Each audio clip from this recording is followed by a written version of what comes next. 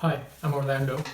I've been an animal rights activist with Direct Action Everywhere for the past 4 years. And even though I continue spending most of my time strategizing, planning, volunteering, and thinking, how can we end animal exploitation, I am no longer vegan.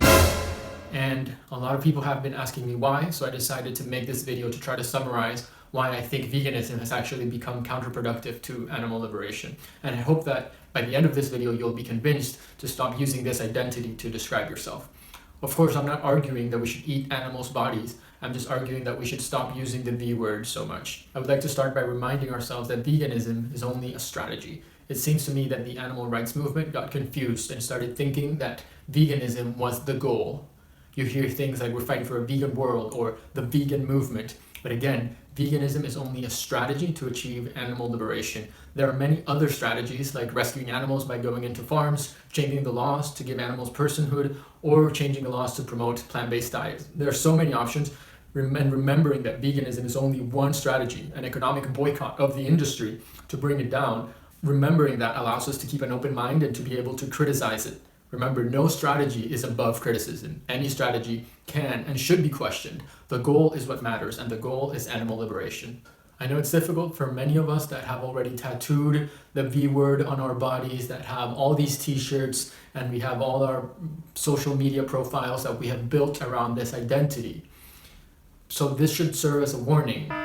The more time and money you have already invested in this word, in this identity, probably is going to make you less likely to want to hear these arguments, and the more likely you're going to try to find excuses because you have this bias that you don't want to have to get rid of all your shirts. I think we owe it to the animals to keep an open mind and be able to question every strategy regardless of how many t-shirts we own and we don't want to get rid of. Many people have told me, why are you wasting your time talking about this? This is just semantics. Who cares what words we use? Well, words actually matter a lot. In every social justice movement, in every company, words evolve to serve the goals. This is called market research. You use some words, you see how the public is responding, and if necessary, you change the words and start using new words. For example, the abortion rights movement in the United States called itself the pro-choice movement. Now they're talking about forced birth. The anti-abortion movement, on the other hand, called itself pro-life. Now they're passing heartbeat laws.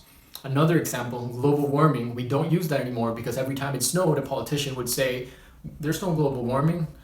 So we started using climate change. Now, more and more, we're using language like climate emergency, climate crisis. Language matters a lot, and there's so many other examples. The marriage equality movement conducted focus groups and found out how can we frame our message, and you change your message depending on what appeals to the people. When the words you're using are not helping you achieve your goal, you start using different words. It's that simple. But the movement for animals is one of the few places where we have become so attached to this word that even though it's a common joke that everyone hates vegans, we can't fathom abandoning this word. But before I start going into the reasons why I think we should abandon this word, I want to define the word itself. So, veganism is a way of living which seeks to exclude, as far as is possible and practicable, all forms of exploitation of and cruelty to animals for food, clothing, or any other purpose. The first thing that jumps out to me is that this definition is about ourselves. It is about us excluding something from our life. It's not a political ask about changing the laws to help another group of people. The second thing is this possible and practicable part. It means that veganism is not clearly defined because possible and practical is always open to interpretation. Who gets to define what is possible and practical? The third thing to note about this definition is that the word vegan itself is totally made up. Of course, all words are made up, but some of them have a clearer etymology and history, and it's easier for people to understand what they mean, like racism and sexism, but vegan needs to be constantly redefined and it's constantly misinterpreted. Of course, some people want to stretch the definition, want to adapt the definition to make it more political, to make it more clear, but I'm going to go into the reasons why I think it's best for animals to just ditch the word altogether, ditch this vegan identity, except when we're referring to food. Vegan cupcakes, yes. Not a vegan or a vegan movement. Okay, so the first reason It's misunderstood. As any vegan knows, most people on the street think that veganism is just a diet. That's the reason they keep saying, why are vegans so pushy? Because they think we're trying to push a diet onto them. They don't see it as a political movement. They think it's an individual choice, an individual diet. You don't often hear, why are these anti-racists so pushy with their message? Because it's clear they are trying to change the laws. They are trying to tell you what to do.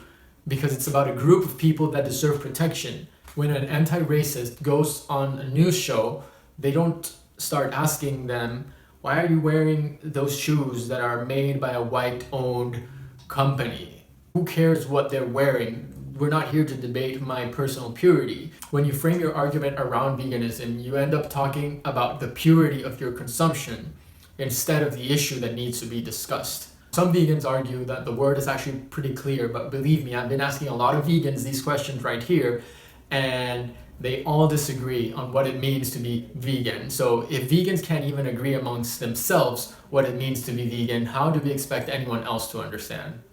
The second reason that I think we should ditch this word is that it alienates potential allies.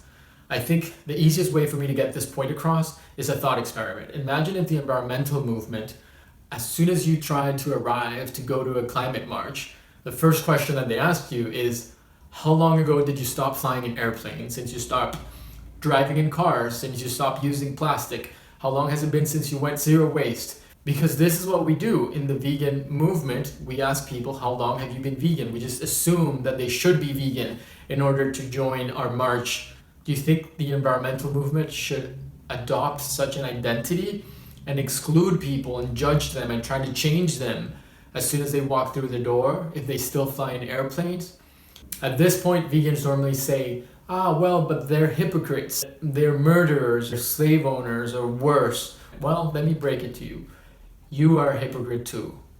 We are all hypocrites. It's impossible to live in this world right now and be pure in our consumption. If you fly in airplanes, if you drive cars, if you use plastic, you are harming animals. And you're going to say, oh, that's not practical and possible, whatever. But do you have to drive every single time that you've driven? Was it not possible and practical for you to not drive? Sometimes we do these things. Living in a city, living in a house, we've displaced all these animals, eating vegetables. We harm animals all the time. You are a hypocrite. You don't want to let these people in because they're hypocrites? Well, we have to accept our own hypocrisy.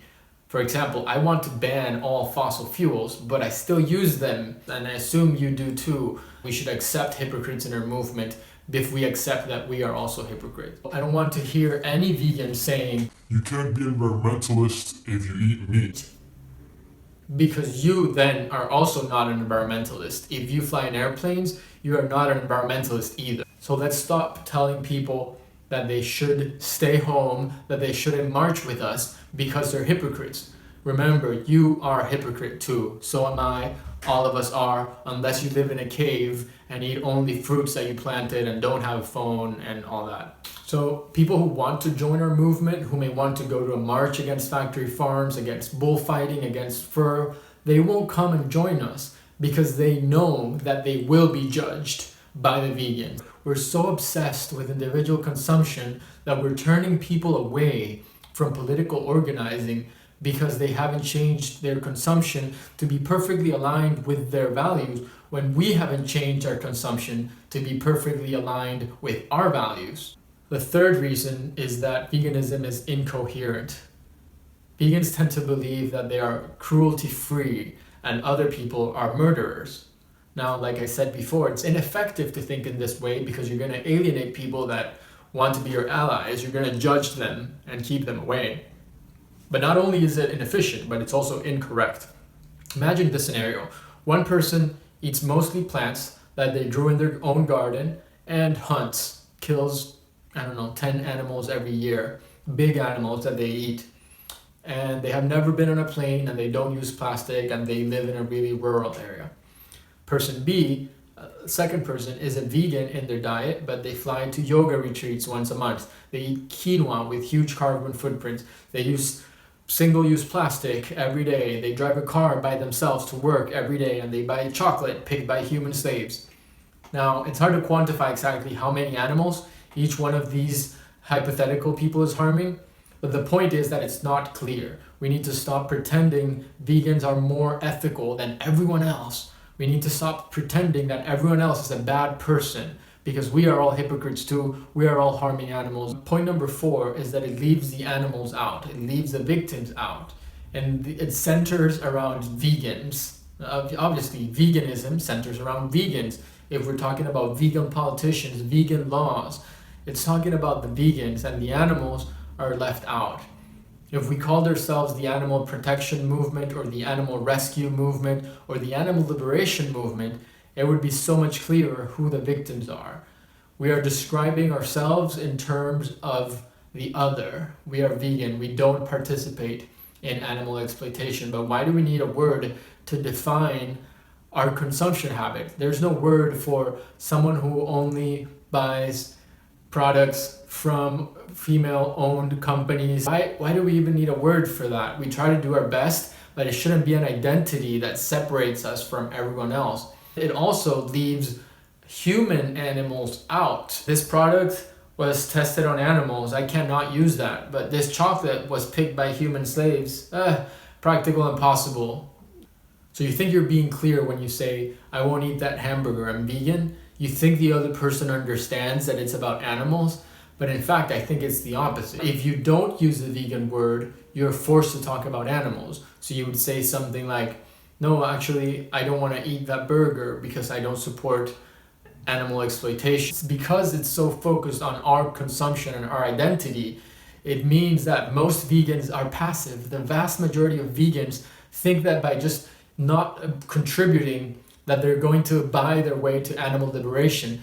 I think it's more important to focus on political change instead of these endless debates trying to get someone from 96% purity to 97% purity. The last reason is market research. Market research shows that the word is failing. No one likes vegans. That's something that every vegan knows, and the surveys show that the only group that is disliked more than vegans is drug addicts. When you search on Google, why are vegans so? Data point number 1, no one likes vegan. Data point number 2, when you ask people what they think about animal rights, 32% of people think animals deserve the same rights as people.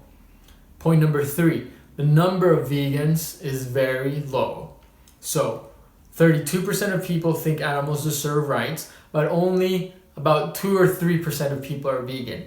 So all these people in between are potential allies that we are leaving out because we are so focused on calling them murderers and keeping them out of our movement until their consumption is perfect, when our consumption is not perfect either. To summarize, it's misunderstood, it's unclear in its definition, it alienates non-vegans, it leaves the animals out, and market research shows that the word is failing. We should just move on from the word.